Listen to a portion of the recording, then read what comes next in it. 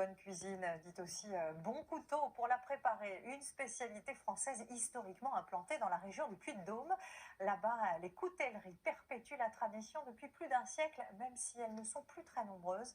Un Made in France signé Garance Pardigon et Frédéric Petit. Pour ce coutelier, c'est un peu l'ancêtre de la famille. On les retrouve dans nos premiers catalogues, et à l'époque, c'était pas des photos, mais c'était des dessins qui étaient stylisés. Ce petit couteau de cuisine est sorti de l'usine en 1930.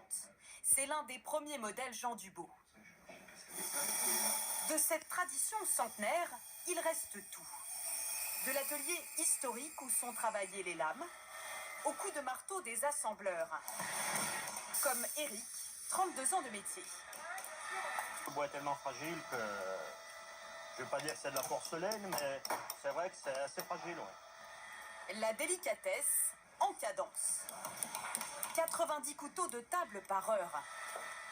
À ce stade, la lame n'est pas encore tranchante pour éviter les accidents. On met la goutte d'huile. Et ça, c'est vraiment un couteau, voilà, c'est un couteau qui fonctionne à merveille. Valentin, l'apprenti, s'entraîne sur un modèle de poche qu'il a déjà toujours sur lui. On a été bercé avec ça. Ma grand-mère, je la voyais faire des couteaux à domicile et tout. Donc c'était pour moi un truc merveilleux. Vraiment, c'était un objet merveilleux. Et puis un couteau, quand on a un couteau, pour moi, c'est un outil de survie, quoi. La machine n'intervient pas pour le bois, mais pour les manches en plastique, compatibles avec le lave-vaisselle. 4,50 € pour ce couteau d'office, bon marché et dans l'air du temps. C'est une biomatière qui est à base d'amidon de maïs. Voilà. Donc c'est entièrement biodégradable. La clientèle étrangère préfère le haut de gamme, le Laguiole, une appellation réputée partout dans le monde. Vous avez mis le coffret pour William Sonoma, c'est bien ça? Oui. Parfait. Jean Dubeau exporte 40% de ses couteaux à l'étranger. La demande a plongé avec le Covid-19. La reprise vient des États-Unis. C'est vraiment important pour eux de pouvoir dresser une table avec des codes.